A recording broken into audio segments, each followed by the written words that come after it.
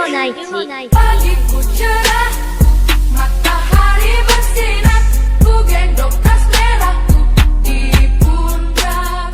Selamat pagi semua. Subscribe.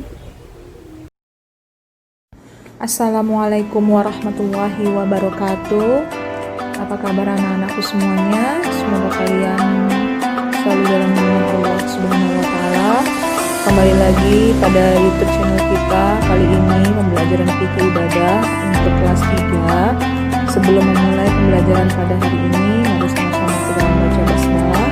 Bismillahirrahmanirrahim. Semoga Allah Subhanahu wa taala memberkahi dan merahmati kita semua. Amin amin ya rabbal alamin. Hari ini kita akan masuk pada pembelajaran bab yang keempat, sholat dalam keadaan darurat, penjelasan bagian yang pertama. Mari kita mulai pembelajaran pada hari ini. Pada bab keempat, bagian yang pertama, ada dua pembahasan, yaitu kedudukan sholat bagi umat Islam, dan yang kedua, sholat dalam keadaan darurat. Pada hari ini kita akan membahas dua tema atau dua subtema dulu, dan akan dilanjutkan pada video yang kedua tentang kedudukan sholat dan sholat dalam keadaan darurat. Pembahasan yang pertama adalah kedudukan sholat bagi umat Islam. Sholat sebagai ibadah. Sholat adalah ibadah yang paling utama dan yang pertama akan diperiksa di hadapan Allah. Sholat adalah perjanjian umat Islam kepada Allah sebagai hambanya. Jika tidak mengerjakannya, maka tergolong orang kafir. Itulah kedudukan sholat. Lalu, apakah orang fasik itu? Orang fasik adalah umat Islam yang sudah mengetahui hukum dan aturan agama namun tidak mematuhinya. Penyebab adanya orang fasik adalah karena lemahnya iman atau belum mantap dengan keyakinannya. Nah, itu adalah pengertian orang yang fasik.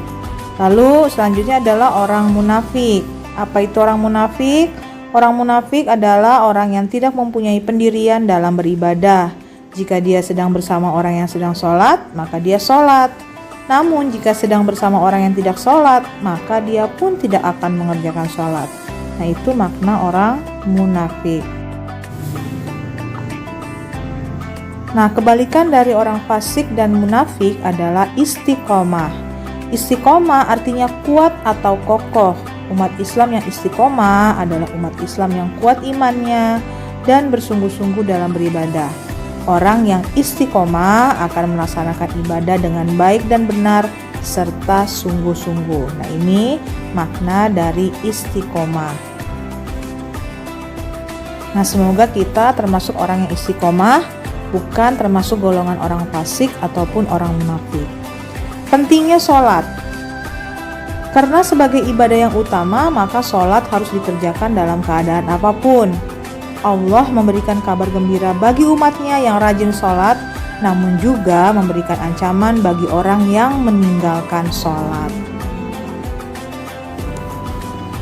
Balasan bagi yang menjaga sholat adalah akan menjadikan sholat cahaya dan penyelamat di alam kubur dan pada hari kebangkitan atau hari kiamat nanti. Dan juga orang yang mendirikan sholat akan mendapatkan surganya Allah Subhanahu wa taala yang luasnya seluas langit dan bumi.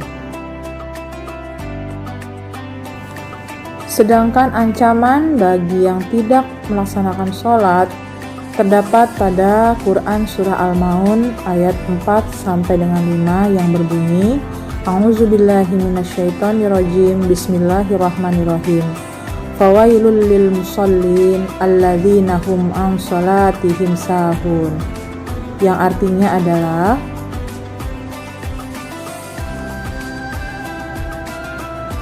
maka celakalah orang yang sholat, yaitu orang-orang yang lalai terhadap sholatnya. Nah, itu adalah ancaman bagi orang yang tidak melaksanakan sholat atau yang lalai mengerjakan sholat. Selanjutnya adalah Quran Surah Al-Mudaththir ayat 42 sampai 43 yang berbunyi, A'udzubillahi minasyaitonirrajim. Bismillahirrahmanirrahim. Ma salakakum fi saqar? Qalu lam naku minal musallin. Shadaqallahul azim. Yang artinya adalah, apakah yang menyebabkan kamu masuk ke dalam neraka Saqar? Mereka menjawab, dahulu kami tidak termasuk orang-orang yang melaksanakan sholat. Nah, ini adalah ancaman bagi orang yang tidak melaksanakan sholat akan dimasukkan ke dalam neraka yang bernama neraka Saqar. Selanjutnya adalah kita lihat hadis riwayat Ahmad dari Ibnu Umar yang berbunyi, barang siapa memelihara sholat, maka sholat itu baginya sebagai cahaya, bukti dan penyelamat pada hari kiamat. Dan barang siapa yang tidak memeliharanya, maka sholat itu baginya tidak merupakan cahaya dan tidak sebagai bukti dan tidak pula sebagai penyelamat, dan ia pada hari kiamat akan bersama Qarun, Fir'aun, Haman, dan Ubay bin Khalaf. Dalam hadis ini dijelaskan tentang pahala sholat dan ganjaran bagi orang yang tidak melaksanakan sholat. Kita lanjutkan untuk pembahasan yang kedua adalah sholat dalam keadaan darurat. Sholat dalam keadaan darurat adalah sholat yang dikerjakan ketika sakit atau dalam keadaan sulit. Dalam keadaan sulit yaitu jika dalam kendaraan seperti pesawat terbang, kereta api, kapal laut, dan sebagainya yang tidak memungkinkan untuk melaksanakan sholat seperti sholat yang biasanya. Sedangkan dalam keadaan sakit, yaitu jika sakitnya membuatnya tidak mampu sholat berdiri. Jika tetap dilakukan, maka akan membahayakan kesehatannya ataupun jiwanya. Sholat dalam keadaan darurat yaitu sholat dengan cara duduk. Jika tidak mampu dilakukan dengan berbaring, jika tidak mampu juga maka dilakukan dengan cara isyarat. Diperbolehkannya umat Islam melakukan sholat dalam keadaan darurat sesuai dengan firman Allah Subhanahu wa Ta'ala dalam Quran Surah Al-Baqarah ayat 286 yang berbunyi, A'udzubillahi minasyaitonirrajim. Bismillahirrahmanirrahim. La yukallifullahu nafsan illa wus'aha, yang artinya Allah tidak akan membebani seseorang kecuali dengan kesanggupannya. Nah, anak-anakku sekalian, untuk pembahasan bab keempat tentang sholat dalam keadaan darurat bagian yang pertama sudah selesai. Ini baru bagian pembukaan. Kita akan sambung pada video yang selanjutnya, yaitu tentang tata cara pelaksanaan sholat dalam keadaan darurat. Semoga penjelasannya bisa dimengerti, dan terima kasih yang sudah tertib PJJ. Kita tutup dengan hamdalah, alhamdulillahirrahmanirrahim. Wabillahi taufiq wal hidayah. Wassalamualaikum warahmatullahi wabarakatuh. Thank you for watching, and I'll see you on the next video. Bye bye.